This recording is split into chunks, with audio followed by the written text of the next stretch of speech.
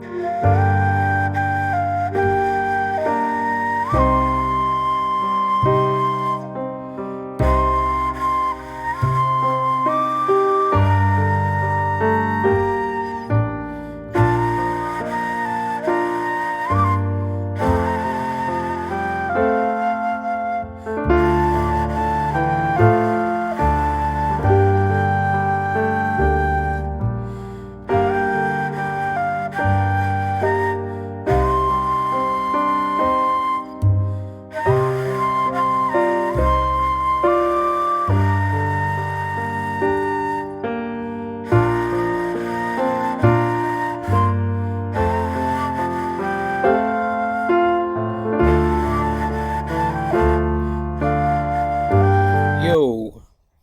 this is the Ancient Texan.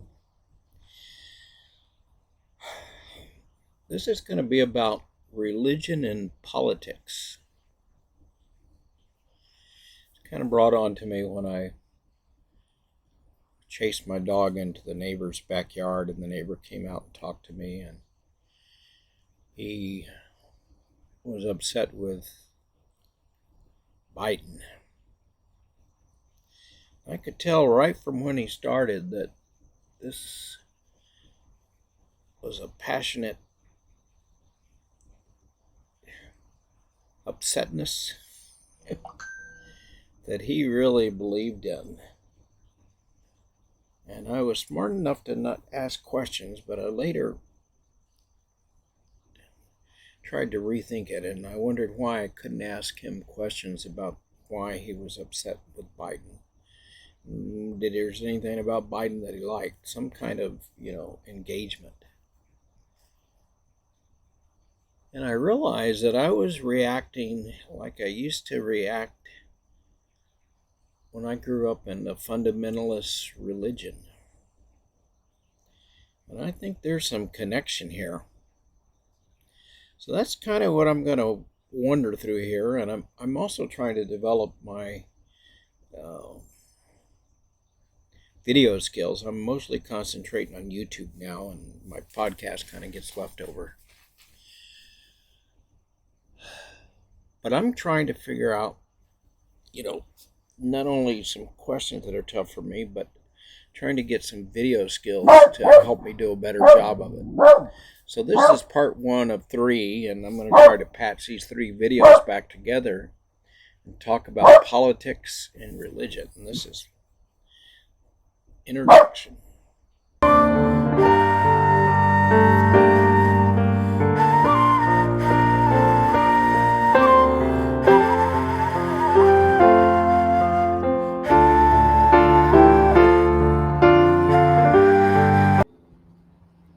Yo, this is the Ancient Texan.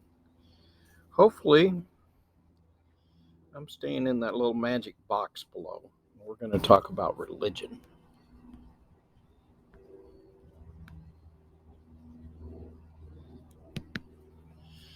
And I can't write very well, apparently.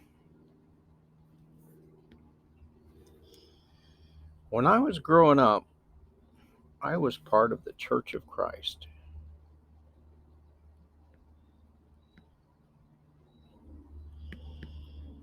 The conservative branch were fundamentalists.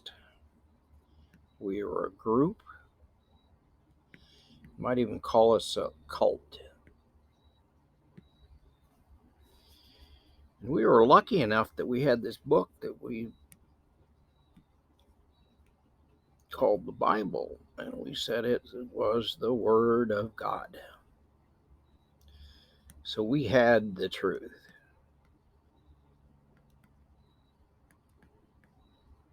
That was lucky for us.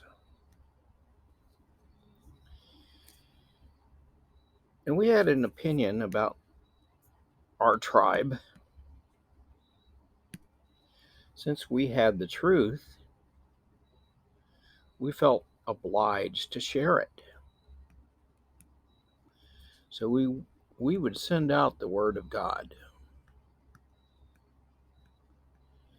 to all the heathens in the world, hoping that they would believe.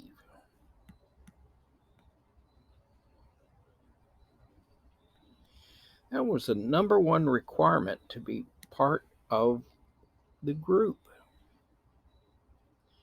If you didn't believe something, the group would talk to you and help you with your belief. We had a hero, of course, named Jesus. And we would tell these heathen heretics. I don't know if I know how to spell heretics. We would tell the heretics of the world about Jesus. That's part of our I am the Word, and the Word is with me, and the Word is God, or something like that. Now, these people, we divided them into two categories: good people and bad people. How could you tell the difference? The ones that listened to our message and believed it, those were the good people. And they became part of the believers. The bad people, those are the ones, no matter how much you talk to them, they didn't believe you. So they were evil. Bad. Because they didn't believe. Believing is essential. And they simply didn't do it. So, now let's look at another group that I'm a part of. I'm part of a group that calls themselves Democrats. Actually, I'm part of the Green Party that sympathizes with the Democrats more than the Republicans. But for the point of this discussion, I'm a Democrat. Belong to that group. And just like my church, we have the truth. And we go out and have meetings. Our preacher used to come to the church and stand behind a pulpit. These days, I think most Democrats come on TV, internet, rallies, those kind of things. And the Democrats have their message, some variations, like you might have the Bernie Sanders message or the Obama message or the Kamala Harris message. But they generally fall in the same, like my church had different preachers that would come. They have a little bit different sermon, but they were all part of the Church of Christ. So Democrats are kind of lucky, like my church, they were given the truth. And they spread this. And we spread our word out to the people. And the ones that believe us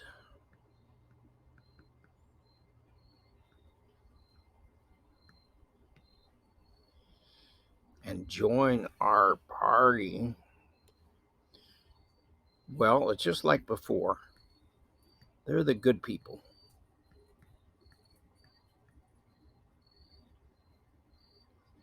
The ones that don't believe us, those are the Republicans.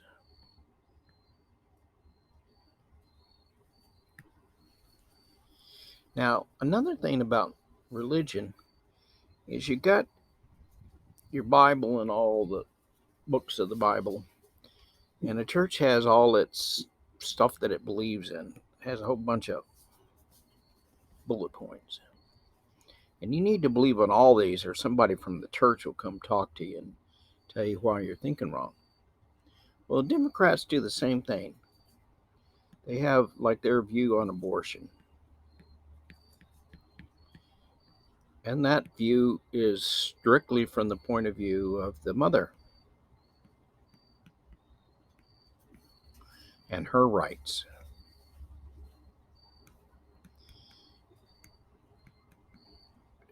there's no discussion of baby rights, or if it is, it's what's being aborted is not a baby yet.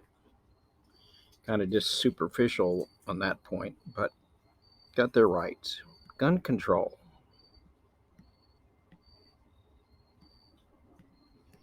Well, again, this is from the point of view of the bad guys with guns. You don't hear them worrying too much about the hunter that doesn't have his rights, although they will give a little note in the footnote about that. Taxes. They're mostly kind of for taxes on the rich people.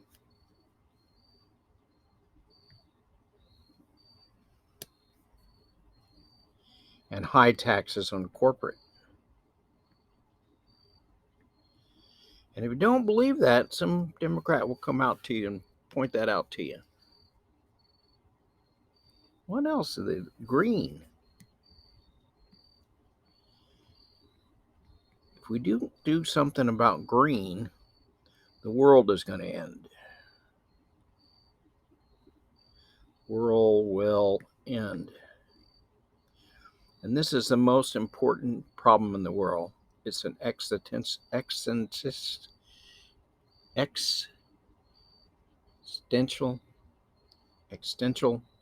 problem. You know what I'm trying to say.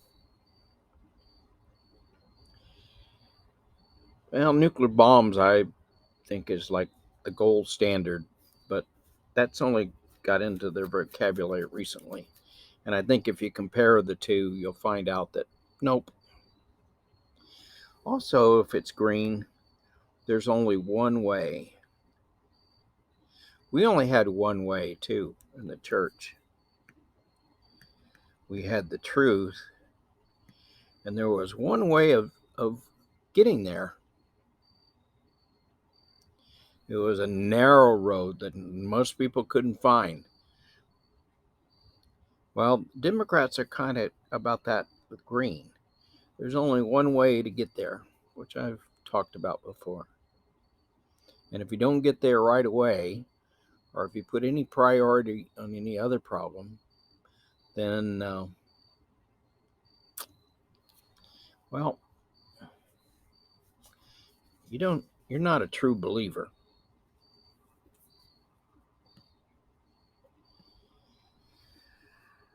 Oh, what are the other hot issues?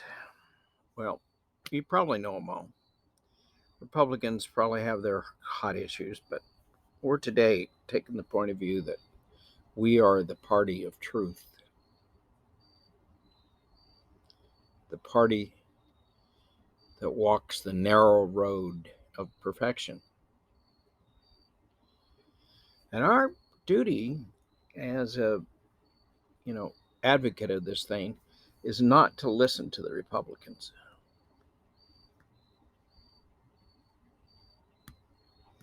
We don't listen or try to find common ground.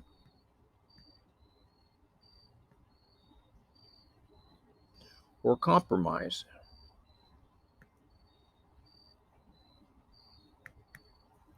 Nope, because we have the truth. And if you've got the truth, then compromise just dilutes your truth. Put another thing on here. Immigrants. We are against these things called walls. We are against walls.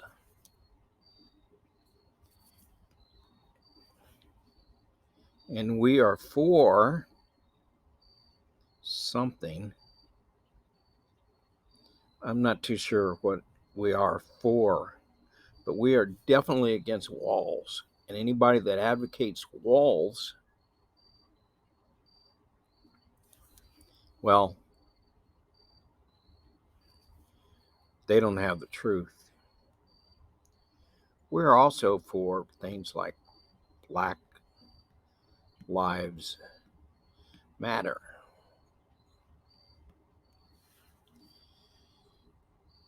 And we're not for stuff like, you know, that guy that wrote the book Hillbilly Elegy?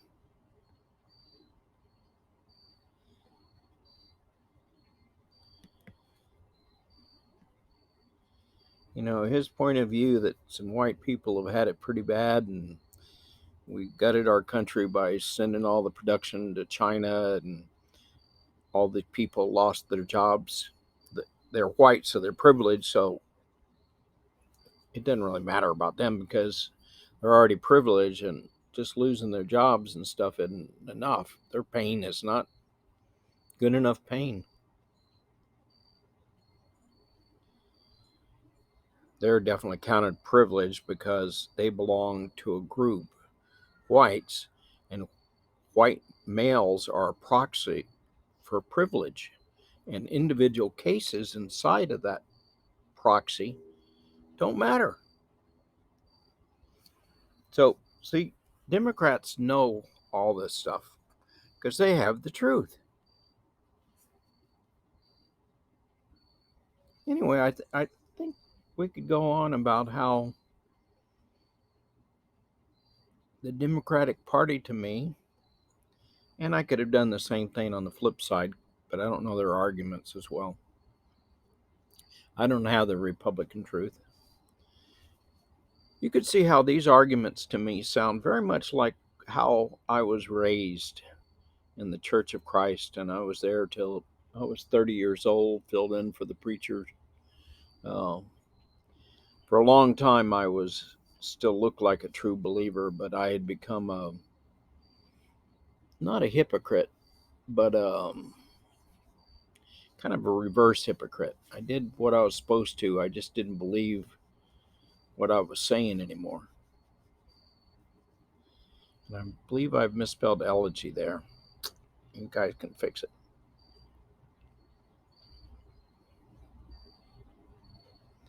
So to me, religion and politics looks a lot like the same. My neighbor, when he came out and was all upset about Biden, looked like someone that had the truth, wasn't really able. See, he obviously didn't go to the right church and listen to the right sermons because we have delivered the truth. Rachel Maddow is one of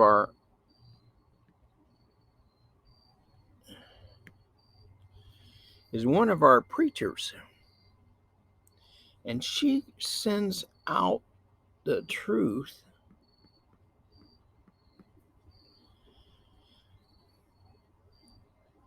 to the other side, heretics, the unbelievers.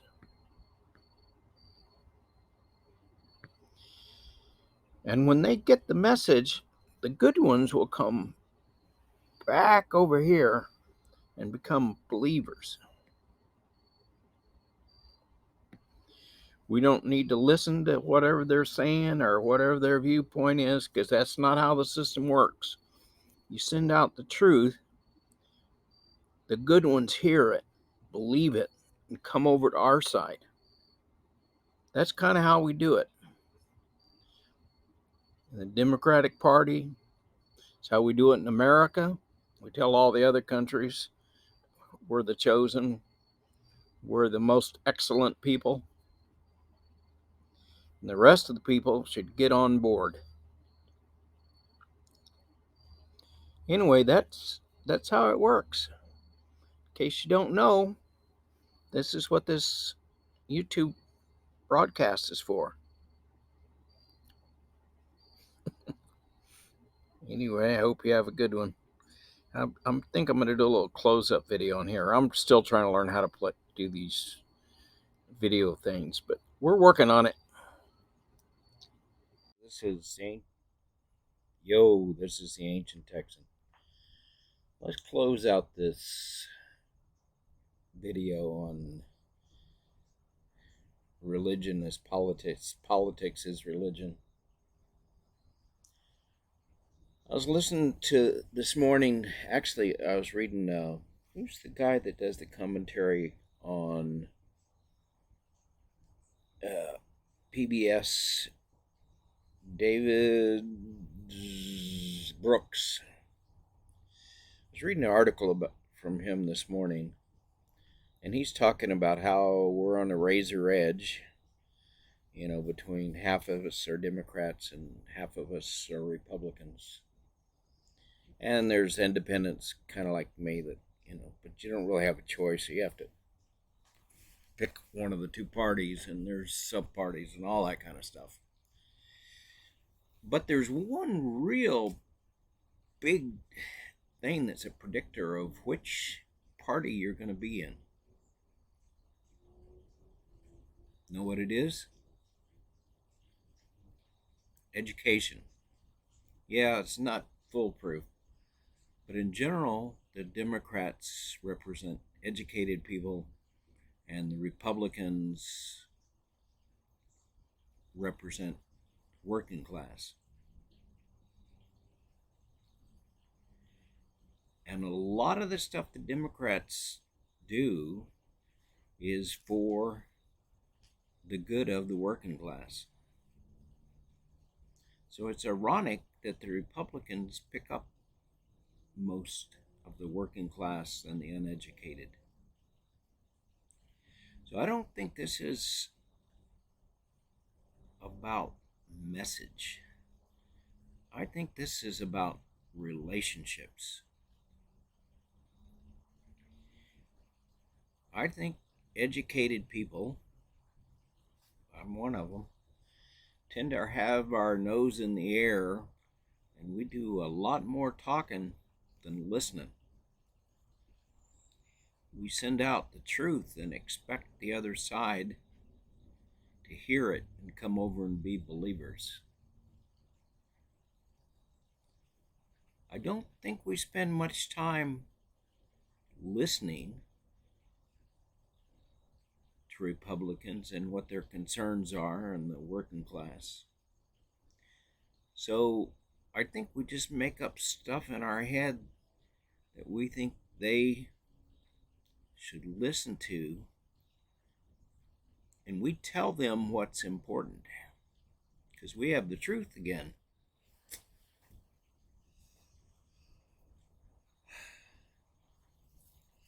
And I think what we do is we treat what we have like it's a religion.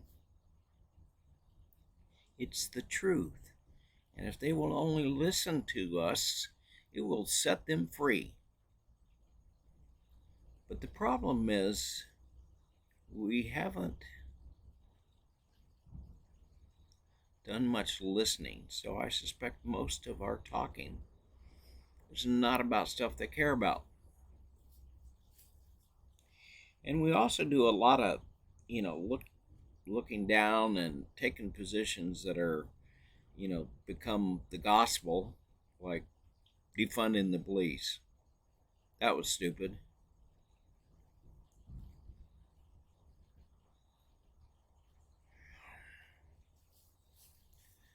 The wall. We made fun of building a wall. And yet, don't most of us believe that we should control immigration and it should be a process? But it was easy to make fun of Trump and his wall.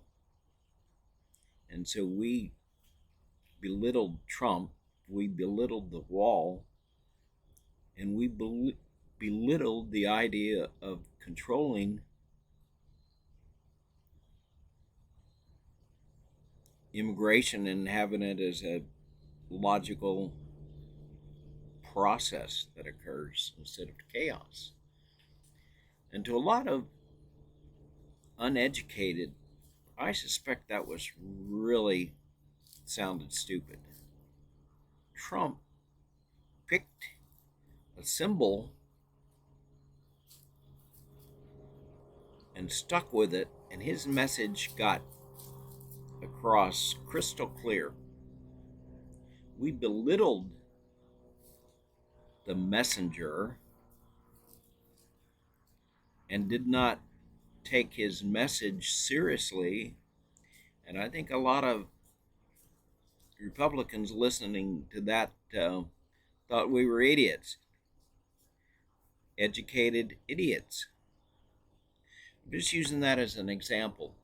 But I think I'm on to something here. I think we have to start listening to the other side. I read Hillbilly Elegy. I recommended that at our church, and they told me how bad that guy was. I don't identify completely with Hillbilly Elegy, but there's a lot of Hillbilly Elegy in my past. And I've never quite been able to move away from being poor in my head. Haven't moved away from it real well in my economics. Made a lot of money, but have not necessarily used it wisely.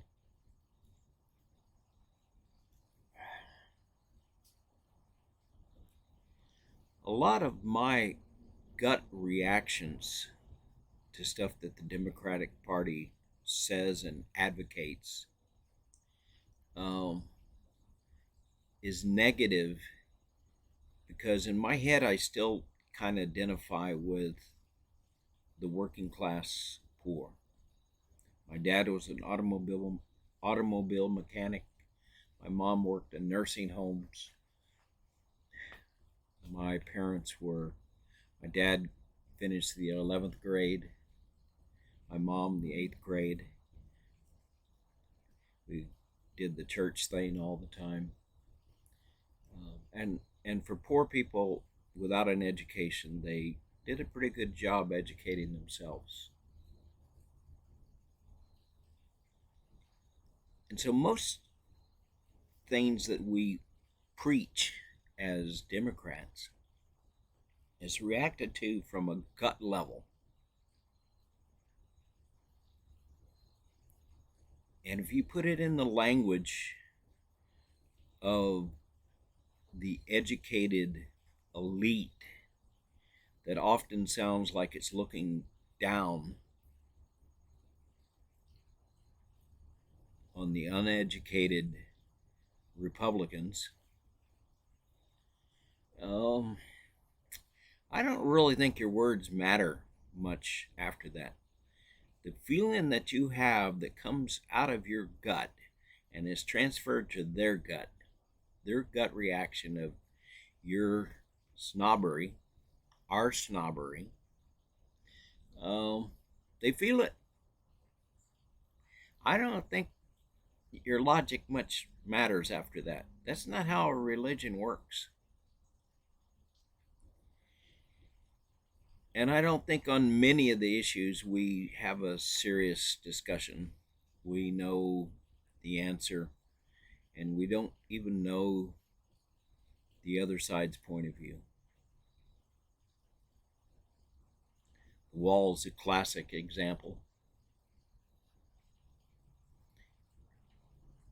What if we had acknowledged the fundamental idea behind a wall, that you need to control immigration? We made it about Trump being hateful and wanting to hurt the people coming across the wall. But I'm not sure most people heard it that way. I think we took pride in making fun of Trump and how simplistic his viewpoint. His idea was simplistic, but it also cut right to the bone and expressed his opinion. And it's an opinion that I think everybody should have a little bit of, that we need to control the immigration process. Yeah, we need to be kind and treat people well that come across, and do due process and all that kind of stuff. And we need to change the immigration law, but we don't start by making fun of the other person's point of view, especially when they've made it so clear and easy for their side to follow. Defund the police. Yeah, police have done bad stuff. But to take that, that became a race statement. Defund the police was white policemen are racist and therefore they should be defunded. Well, yep, I'm sure there's a lot of racist cops.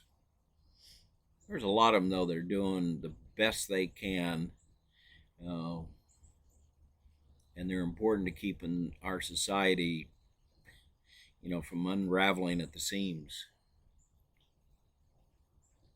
So need improvement? Yes. But to take up an irresponsible phrase like defund the police and then it become the religion of the Democratic Party, look at the difference between build the wall and defund the police. One is a fundamentally sound idea that we need to control immigration, not let it just be a free-for-all. And the other is at its core a ridiculous idea. And yet, both became religions of their two parties. And the phrase conveyed a feeling, a gut reaction. And even when we reacted to the wall rhetoric, we weren't reacting on a logical basis. We were reacting like we were talking to someone that didn't have the religion, our religion. Defund the police, that was not a logical sentence. That was a religious statement of position. And it got decoded on the other side as being stupid. Educated people coming up with really stupid ideas. Oh, I'm not going to go into a bunch more of them, but I agree for the most part with what the Democratic Party stands for. I think there's a lot of important issues that are not high enough up on their agenda. And I think there's way too many, like the green right now, as we've gone religious mode on going green. And when we go religious mode, we lose the working class. So this is kind of a, plea to not go religious mode and to listen more, talk less when you're talking to a Republican friend. And if you're going to have, I hear the word at my place I go to church or fellowship quite often. I hear the word Republican, and it sounds, the way that rolls out of their mouth, that sounds like heretic, sinner, heathen, unsaved.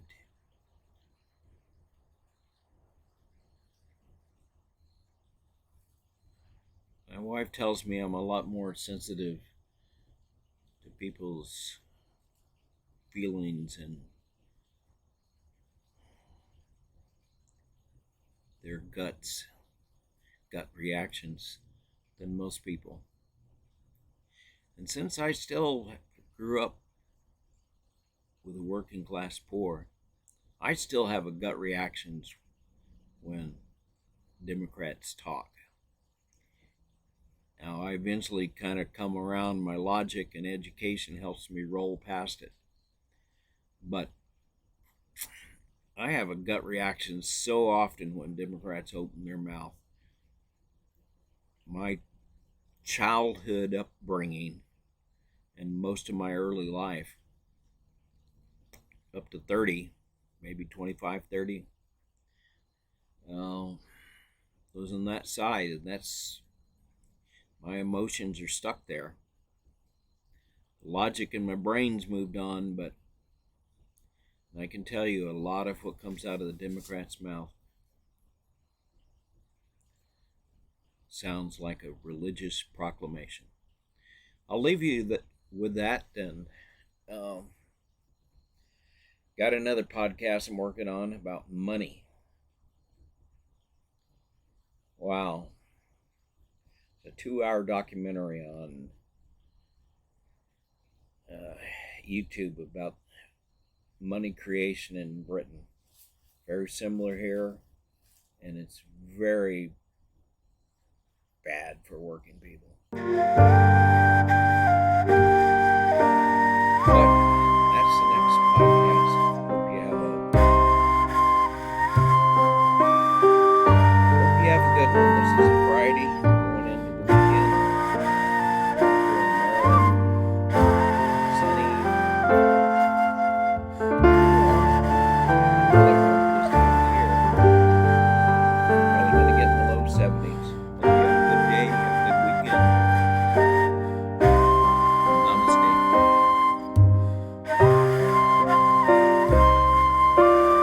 Yo, this is the Ancient Texan. I just wanted to add one footnote to this podcast. I was mostly talking about on both sides of the thing, people that are still reasonable. I kind of exclude the crazies from this discussion. And you can tell who the crazies are on either side. They're the ones screaming at you, at everyone else, and they're not listening.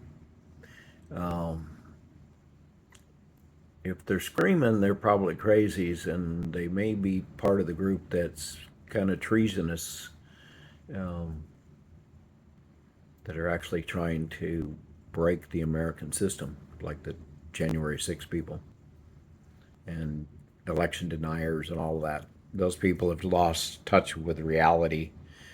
They're treasonous. They're traitors to America. So let me put that out on the table. So everything I said about, politics is like a religion, I think I was mainly talking about people that are, like Liz Cheney would be it. I'd vote for her, even though she's a Republican. Because she stood up for what's right. And she didn't lose touch with reality. So that's kind of the exception.